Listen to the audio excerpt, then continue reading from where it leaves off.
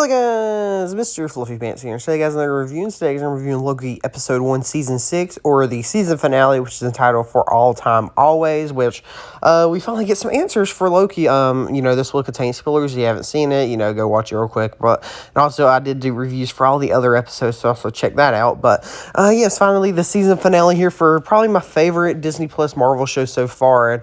And this show is really good. And after the last episode, which was just amazing, and I would say definitely movie level action event, this one just really kind of concludes and sets up a lot of stuff for the future of the MCU, which I think is really cool, because most of the episodes, Loki, Sylvie, and Kang, literally they brought in Kang, which I know people were saying, but I didn't want it, to be another Mephisto situation there, but just sit around this room and talk for most of the episode, which honestly I think is pretty okay, because it was definitely interesting. I did feel like it dragged a little bit, but we were just, really getting the answers that we so desperately craved, and it was just so awesome. So, first of all, Loki and Sylvie, they go to the Citadel at the center of time, I think it is, and also that MC opening where it has like all the voice lines and everything. That was really cool. But the Citadel, I don't know if it's at the end of time or like in the middle of time or whatnot, but it's still pretty cool. And also the tower looks like the rods they use for pruning. I thought that was just a nice little visual detail or whatnot. But and as soon as they go in, there's like these big statues of soldiers that have like a clock for a head, and I was like, okay, and the main bad guy's Miss Minutes, ain't it? And then she pops up right after that. I'm like, oh, it's Miss Minutes. And then we hear her say that he who remains, or I think that's what she called him, wants to cut y'all deal. We can put y'all on the timeline, fit y'all in. Y'all can live whatever y'all want to do. You live your fantasies, live together. Which, I think she was just bluffing, but I don't know, who knows. But we see Kang get off this elevator where he's like, Jonathan Majors, which he's like in this purple cloak, not the classic Kang the Conqueror, outfit or whatnot. But as soon as he popped out, I was like, holy crap, they actually did it though. But he's like, yeah, come on. And it's also really cool. It seems he's using the same technology because, Sylvie keeps trying to kill him.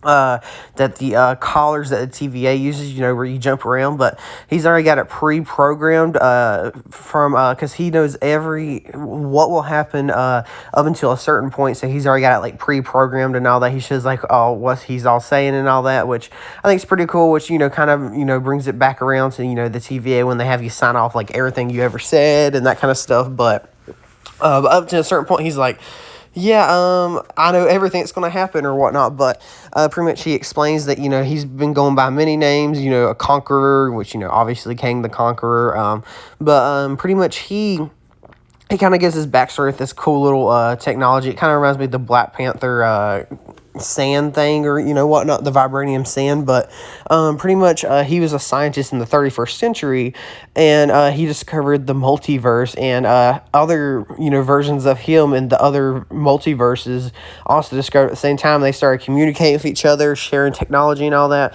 But then there's also very, as he says it, very bad versions of him that all they want to do is just conquer. And there's this multiversal war that happens, to be the one and the only multiverse. And pretty much, he comes on top because he's able to, I think he says, like, Eliath is like the tears of reality or something like that, but he's able to harness the, power of Eliath, and pretty much uses that to eat the other timelines, which I thought was pretty cool. But, and he's pretty much like, yeah, I'm here at the end of time now, I went back and created the TVA, so make sure that keep everybody safer, blah, blah, blah. And, and he also, I gotta say, I know this is just one version of Kang, he ends up dying or whatnot, this version, but he seems like a very, very smart and intelligent villain, like Zemo, in a way. Kind of like Zemo, and then a little bit of Thanos mix, which I really do like. But I know in Kang in the comics, ain't the most interesting character or whatnot, but,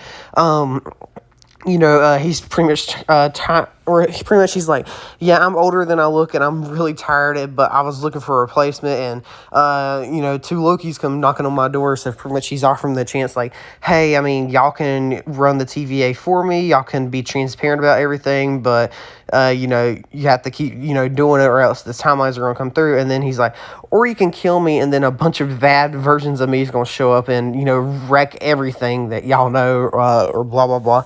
And, this causes some conflict between Sylvie and Loki, where Loki's pretty much we learned that, Sylvie never really trusted Loki, which, I don't know, I think that's a little hard to believe, but she definitely don't trust him in this moment, which, Loki, I think this is the first time in his life he's actually been, like, sincere and, like, being truthful or whatnot, but he's like, Sylvie, we got to think about this option, because this could have major consequences or whatnot. She's like, nah, I still want to kill him for what he did to me, and, this fight ensues, but then she kisses him to betray him, to send him back to the TVA, which, my theory is that, because after that she stabs him, and then we see the multiverse in the background of the window start splitting off and all that.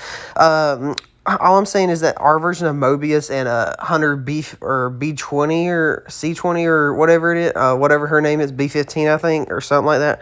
I always forget her Hunter number for some reason, but because when Loki gets sent back after the aftermath of all that, Mobius is like, what's your blah blah blah, and he's like, and Loki's like, what do you mean? Or he's like, what's your analyst number? Blah, blah, blah.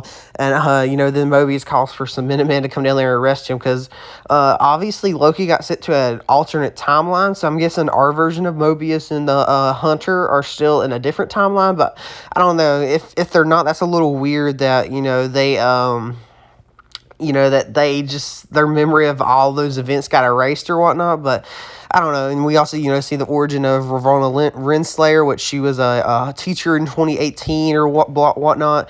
Because, Hunter B20 or C20 or whatever her name is, shows some other hunters that, hey, look, this is, because that one other goes and he's like, Judge Renslayer? And she's like, who are y'all?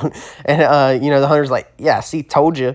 And then Mobius and Ravonna have a little tussle, and then she appears to be going off to meet Kang, or, the one that's in charge or whatnot, and Mobius just kind of left there. But, and her story's kind of left hanging or whatnot, but like I said, Sylvie, sends Loki back to the TVA, and she's able to stab Kang, and he just kind of laughs. And I gotta say, I do love Jonathan Majors in the role. I wasn't sure about him at first, but I really do love the way he's portraying him, or at least that version of Kang. And then I'm really excited to see how he portrays like the evil version of Kang too, because at the end, after Loki's in the TVA, he sees the statue where, how there's statues of like the three timekeepers. It's literally Kang like in his comic book accurate attire, just without his helmet, which I think is really cool. But Sylvie's just left there at the center of time or end of time or whatever it is, seeing all these branch realities or whatnot, which is just really cool. And CGI in the show is just amazing. But and like I said, we get set up for the future MCU events, and which some people are saying, obviously I think they're setting up Doctor Strange 2 and Spider-Man 3 and whatnot for all those multiversal events. But I also think that they're setting up like I think someone said they're setting up like Secret Wars, which is pretty much two universes fighting like say two universes, different heroes, like like let's say Sam Wilson's Captain America, and then like Old Man Steve or something fighting against each other, which that'd be pretty cool. And then I saw somebody say it's also like setting up, obviously setting up a big Kang story, but we do know Kang's supposed to be in Ant-Man and the Wasp 3, the main villain of that. So I'm really excited for that. But, like I said, this episode, finally just gave us some answers and set up some really cool stuff for the future of the MCU. But I don't know, it's really hard to beat last episode. And I think I gave last episode like a 9.7, so I'm probably going to give this episode a 9.6 just because, it don't really have the big action set piece like the last episode, with, classic Loki, like, creating whole Asgard. And I watched the episode again, and I still got goosebumps from that because the score and all that. But and then at the end it also says Loki will return for season 2, which is really interesting. So that means this show must have been really, really popular or whatnot. Because I think whenever they first released it, they weren't planning on season 2, and then after the first episode aired, they're like, okay, yeah, we're making season 2 now. But and I also think they're just really happy with the end product or whatnot. But like I said, I'll give this a 9.6 out of 10. But anyway, guys, let me know what you guys think about the Loki season finale down below. Are you guys excited for the future of the MCU? I just really want to see a Spider-Man 3 trailer, honestly. And I feel like, okay, so the whole thing with like Mephisto, people being disappointed, and people thought about the same thing with this and Kang or whatnot, but it turned out to be true. I don't really know if they're going to really bring in Tobey Maguire into the Spider-Man 3, though. That could probably be a whole separate video, but like, I don't know. There's just not enough evidence for me to believe he's in there. I do believe that probably Andrew Garfield's going to show up in it, but yeah, I don't know, but a little off topic there. But check out my Twitter and Discord, link in the description. Like and subscribe for more. Check out some of their videos, and I'll see you guys later. Bye.